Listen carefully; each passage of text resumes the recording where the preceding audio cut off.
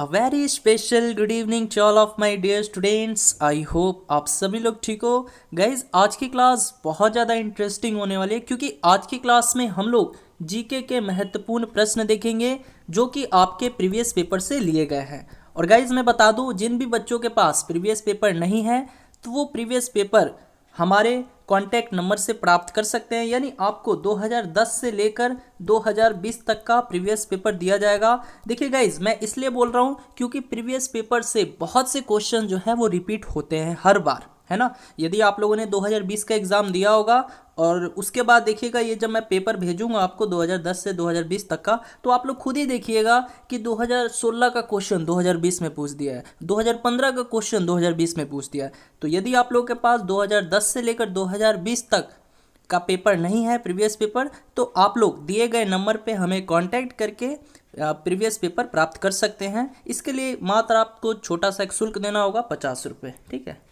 तो चलिए आज की क्लास को हम लोग स्टार्ट करते हैं। तो क्लास को स्टार्ट करने से पहले यदि आप लोग इस चैनल पे नए हो, पहली बार हो, तो इस चैनल को सब्सक्राइब कर लेना। और यदि अभी तक आप लोगों ने हमारे टेलीग्राम चैनल को ज्वाइन नहीं किया है तो हमारे टेलीग्राम चैनल को भी ज्वाइन कर लीजिए, स्टडी विथ रितेश। तो चलिए आज की क्लास को हम लोग स्टार्ट करते हैं। तो चलिए डियर स्टूडेंट्स, पहला क्वेश्चन है आप लोगों के सामने। निम्न में से किसे पार कर लेने पर एक दिन जुड़ जाता है?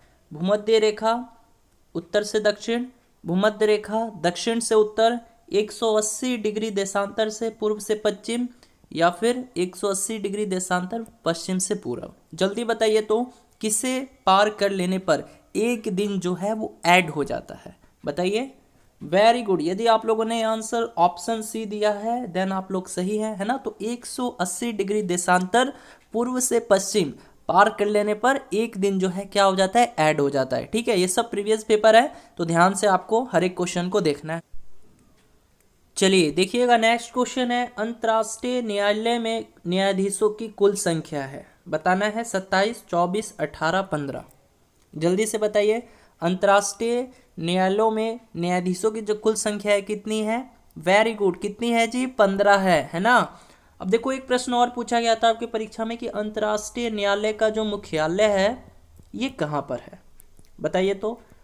अंतर्राष्ट्रीय न्यायालय का जो मुख्यालय है वो कहाँ पर है? The Hague. ये भी याद रखना है, पूछा हुआ प्रश्न है, द हैग में है इसका मुख्यालय, ठीक है। हाँ, अब एक प्रश्न मैं आप लोगों से ये पूछना चाहता हूँ कि सुप्रीम कोर्ट में, भारत के बारे में बताइए कि वर्तमान समय में सुप्रीम कोर्ट में कुल न्यायाधीशों की संख्या कितनी है? बताइए तो। वर्तमान समय में सुप्रीम कोर्ट, वर्तमान समय में सुप्रीम कोर्ट में कुल न्यायाधीशों की संख्या कितनी है अब भी? बताइए तो। वर्तमान समय में सुप्रीम कोर्ट में कुल न्यायाधीशों की संख्या कितनी है जी? वेरी गुड, कितनी है? तो याद रखना है 34, है ना। कितनी है? 34 है, जिसमें से एक जो है चीफ जस्टिस है, मुख्य न्यायाधीश हैं, और 33 जो है अन्य न्यायाधीश हैं, ठीक है, ये याद रखना है। और वर्तमान समय में भारत के मुख्य न्यायाधीश कौन है? बताइए तो, कौन है? भारत के जो अभी मुख्य न्यायाधीश नए बने हैं हाल ही फिलहाल, वो कौन बने हैं? तो याद रखना है, कौन बने हैं जी? हाँ, एन.वी. रमन, है ना। तो ये भी प्रश्न लिख लो, करंट अफेयर्स में पूछा जा सकता है। ये भारत के नए मुख्य न्यायाधीश के रूप में चुने गए हैं, ठीक है। भारत के नए मुख्य न्यायाधीश कौन बने हैं जी? तो एन.वी. रमन। और ये 48वें मुख्य न्यायाधीश के रूप में चुने गए हैं, ये भी याद रखना है, 48वें, ठीक है। हाँ, तो भारत के मुख्य न्यायाधीश अभी वर्तमान समय में कौन है? एन.वी. रमन जी हैं, और ये 48वें चीफ जस्टिस हैं इंडिया के। ओके, चलिए बढ़ते हैं नेक्स्ट क्वेश्चन की तरफ। चलिए नेक्स्ट क्वेश्चन है, भारत का राष्ट्रीय सूचना पत्र यानी दस्तावेज जो है वो किस कलर का है? लाल पत्र है, श्वेत पत्र, हरा पत्र, या केसरिया पत्र? जल्दी से बताइए तो, बहुत ही वीवीआई क्वेश्चन है, जल्दी से। भारत का राष्ट्रीय सूचना पत्र है वो किस प्रकार का है? वेरी गुड, वो किस तरह का है? तो वो श्वेत पत्र है ना। तो ऑप्शन बी, जिन भी बच्चों ने आंसर दिया है उनका सही है। ओके, चलिए बढ़ते हैं नेक्स्ट क्वेश्चन की तरफ। चलिए देखिएगा, नेक्स्ट क्वेश्चन है, भारत रत्न से मरणोपरांत विभूषित प्रथम व्यक्ति हैं? आचार्य विनोबा भावे, डॉक्टर अंबेडकर, कुमारस्वामी कामराज, लाल बहादुर शास्त्री। यानी भारत रत्न का पहला मरणोपरांत जो है किसे मिला था? वेरी गुड, किसे मिला था? तो लाल बहादुर शास्त्री जी को मिला था। कब मिला था ये भी याद रखना है, 1966 ईस्वी में, है ना। यानी भारत रत्न का जो पहला मरणोपरांत मिला था वो लाल बहादुर शास्त्री जी को मिला था, 1966 ईस्वी में मिला था। ओके, नेक्स्ट क्वेश्चन की तरफ चलिए। नेक्स्ट क्वेश्चन है, धन्वंतरी पुरस्कार प्रारंभ हुए। तो सबसे पहले जानिए ये धन्वंतरी पुरस्कार जो है ये किस क्षेत्र में दिया जाता है, बता सकते हैं आप लोग? धन्वंतरी जो पुरस्कार है ये किस क्षेत्र में दिया जाने वाला पुरस्कार है? तो ये चिकित्सा के क्षेत्र में दिया जाने वाला पुरस्कार है, याद रखना है ना। चिकित्सा के क्षेत्र में ये पुरस्कार दिया जाता है। और इस पुरस्कार की शुरुआत कब हुई बताइए तो? 1961 में या 1981 में, 1971 में, 1991 में? बताइए, फास्ट, बिल्कुल फास्ट। वेरी गुड, यदि आप लोगों ने 1971 आंसर किया है देन आप लोग सही हैं। तो याद रखना है धन्वंतरी पुरस्कार जो है ये 1971 में इसकी शुरुआत हुई थी। ठीक है, नेक्स्ट क्वेश्चन है, भारत का राष्ट्रीय खेल है, बताइए तो भारत का राष्ट्रीय खेल क्या है? Cricket, kabaddi, hockey, football? जल्दी से बताइए। तो वेरी गुड, भारत का राष्ट्रीय खेल क्या है? हॉकी है ना। और हॉकी में खिलाड़ियों की संख्या कितनी होती है? 11 होती है। ये भी आपको याद रखना है। हॉकी में या फिर क्रिकेट में पूछे इसमें भी 11 खिलाड़ियों की संख्या होती है, फुटबॉल में भी 11 खिलाड़ियों की संख्या होती है, कबड्डी में खिलाड़ियों की संख्या 7 होती है, याद रखना है। ओके, तो चलिए बढ़ते हैं नेक्स्ट क्वेश्चन की तरफ। अच्छा हाँ, कभी कभी ध्यान दीजिए पूछ लेता है कि भारत का राष्ट्रीय पशु कौन सा है, राष्ट्रीय फूल क्या है, राष्ट्रीय पक्षी क्या है। तो इन सब के बारे में भी लिख लीजिए तो आप लोग। भारत का राष्ट्रीय पक्षी क्या है? मोर है, सबको मालूम होना चाहिए। राष्ट्रीय पशु की बात करें तो ये कौन है बताइए तो? भारत का राष्ट्रीय पशु कौन है? भारत का राष्ट्रीय पशु कौन सा है? बाघ। Very good. और राष्ट्रीय फूल, राष्ट्रीय फूल बताइए। वेरी गुड, राष्ट्रीय फूल कौन सा है? कमल है ना। हाँ, और राष्ट्रीय फल की मैं बात करूं तब, राष्ट्रीय फल, भारत का राष्ट्रीय फल कौन सा है? आम है ना। ठीक है, तो ये सब चीज आपको याद रखना है। और राष्ट्रीय चिन्ह क्या है? ये होमवर्क में रहा, ये क्वेश्चन आप लोग के लिए होमवर्क में रहा। भारत का जो राष्ट्रीय चिन्ह है वो क्या है? ये होमवर्क में रहा आप लोगों के लिए। ठीक है, चलिए बढ़ते हैं नेक्स्ट क्वेश्चंस की तरफ।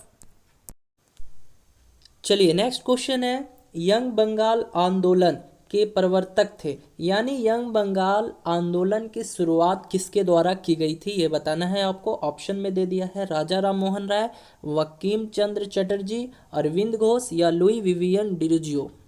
बताइए तो। यंग बंगाल आंदोलन के प्रवर्तक थे वो कौन थे? वेरी गुड, यदि आप लोगों ने आंसर ऑप्शन डी दिया है देन आप लोग सही हैं। तो यंग बंगाल आंदोलन की शुरुआत किसके द्वारा की गई थी? लुई विवियन डिरोजियो के द्वारा की गई थी। ठीक है, हाँ, तो option D is the right answer. अब देखिए बात कर लेंगे राजा राम मोहन राय के। तो एक प्रश्न पूछ लेता है, ब्रह्मा समाज, ब्रह्मा समाज की स्थापना किसने की? तो आपको याद रखना है ब्रह्मा समाज की स्थापना किसने की। आपको ये क्वेश्चन याद रखना है कि ब्रह्मा समाज की स्थापना राजा राम मोहन राय के द्वारा हुई थी। और अगर पूछे राष्ट्रीय गीत के रचयिता कौन है? राष्ट्रीय गीत बताइए तो। राष्ट्रीय गीत के रचयिता कौन है? तो ये हमारे हो जाएंगे वकीम चंद्र चटर्जी। अब बात करेंगे अरविंद घोष जी के बारे में। तो एक प्रश्न पूछ लेता है इनके बारे में, एक बहुत ही फेमस बुक है इनकी, the life divine. The life divine पुस्तक के रचनाकार कौन है? तो आपको याद रखना है कौन है जी? तो अरविंद घोष हैं। ठीक है, द लाइफ डिवाइन। ओके, तो चलिए बढ़ते हैं नेक्स्ट क्वेश्चंस की तरफ। चलिए अब देखिएगा नेक्स्ट क्वेश्चन है, अशोक के अभिलेख किस भाषा में है? अशोक, जो सम्राट अशोक थे उनके जो शिलालेख थे या अभिलेख जिनको बोलते हैं हम लोग, वो किस भाषा में थे? पाली, संस्कृत, हिंदी या प्राकृत? जल्दी से बताइए तो, सभी बच्चे बताएंगे। वेरी गुड, तो सम्राट अशोक के जो शिलालेख थे वो किस भाषा में थे? वो प्राकृतिक भाषा में थे, प्राकृत भाषा में थे उनके शिलालेख। ठीक है, अब इनसे रिलेटेड 2-4 प्रश्न पूछ लेता है आपके एग्जाम्स में कि भाई सांची का स्तूप किसने बनवाया था? इंपॉर्टेंट प्रश्न हो जाता है। सांची का स्तूप जो है, जो कि मध्य प्रदेश में है, ये किसने बनवाया था? तो याद रखना है, सम्राट अशोक ने। ठीक है, सम्राट अशोक ने बनवाया था। और एक प्रश्न और है, इनसे रिलेटेड पूछ लेता है, जो कलिंग का युद्ध हुआ था वो कब लड़ा गया और किन दो शासकों के बीच लड़ा गया? लिख लीजिए तो एक क्वेश्चन, कलिंग का युद्ध कब और किन दो शासकों के बीच लड़ा गया था? कब और किन दो शासकों के बीच लड़ा गया था? याद रखना है, कलिंग का युद्ध कब और किन दो शासकों के बीच लड़ा गया था? तो देखिए, ये जो युद्ध हुआ था ये हुआ था 261 से 262 ईस्वा पूर्व। ठीक है, 261 262 ईस्वा पूर्व में हुआ था। और ये युद्ध जो हुआ था ना, ये हुआ था अशोक और कलिंग के राजा अनंत नाथन जी के द्वारा। ठीक है, यानी कब लड़ा गया था? 261 से 262 ईसा पूर्व में लड़ा गया था। ठीक है, और ये लड़ा गया था सम्राट अशोक और कलिंग के राजा थे अनंत नाथन। लिख लीजिए, ये युद्ध लड़ा गया था अशोक, सम्राट अशोक और कलिंग के एक राजा थे कौन? अनंत नाथन। अनंत नाथन, इन दो शासकों के बीच ये कलिंग का युद्ध लड़ा गया था। ठीक है, चलिए बढ़ते हैं नेक्स्ट क्वेश्चंस की तरफ। नेक्स्ट क्वेश्चन है, भारत में सर्वप्रथम बारूद का प्रयोग किया था, किसने किया था? किस शासक ने किया था? अलाउद्दीन ने, मोहम्मद तुगलक ने, बाबर ने, अंग्रेजों ने? फास्ट बताना है। भारत में सर्वप्रथम बारूद का प्रयोग किसने किया था? वेरी गुड, किसने किया था? तो बाबर ने किया था। ठीक है, और ये बाबर किस वंश के थे? मुगल वंश के। तो मुगल वंश के संस्थापक अगर पूछे ना आपसे कि कौन थे, तो कौन थे बताइए? तो मुगल वंश के संस्थापक कौन थे? तो याद रखना है कौन थे? बाबर ही थे। ओके, चलिए नेक्स्ट क्वेश्चन। चलिए देखिएगा, नेक्स्ट क्वेश्चन है, मूल्य वर्धित कर यानी वैट जिसको बोलते हैं, इंग्लिश में क्या बोलते हैं? इसका फुल फॉर्म होता है वैल्यू एडेड टैक्स। ठीक है, वैल्यू एडेड टैक्स बोलते हैं, ये VAT का फुल फॉर्म होता है वैल्यू एडेड टैक्स। तो पूछा है कि मूल्य वर्धित कर यानी वैट आरोपित किया जाता है, किस पर आरोपित किया जाता है? उत्पादन के केवल अंतिम चरण पर, या उत्पादन के केवल प्रारंभिक चरण पर, या सीधे उपभोक्ता पर, या उत्पादन और अंतिम बिक्री के मध्य प्रत्येक चरण पर? बताइए तो। देखिए, ये VAT है क्या? वैट क्या होता है? वैल्यू एडेड टैक्स ये होता क्या है? तो देखिए, ये एक प्रकार का अप्रत्यक्ष कर होता है जो वस्तु और सेवा पर लगाया जाता है। तो क्या हो जाएगा? इसका आंसर ऑप्शन डी होगा, यानी उत्पादन और अंतिम बिक्री के मध्य प्रत्येक चरण पर। ठीक है, तो इसको याद कर लेना है कि ये मूल्य वर्धित कर जो होता है वैट, ये आरोपित किया जाता है किस पे? उत्पादन और अंतिम बिक्री के मध्य प्रत्येक चरण पर। ठीक है, तो ऑप्शन डी राइट आंसर हो जाएगा।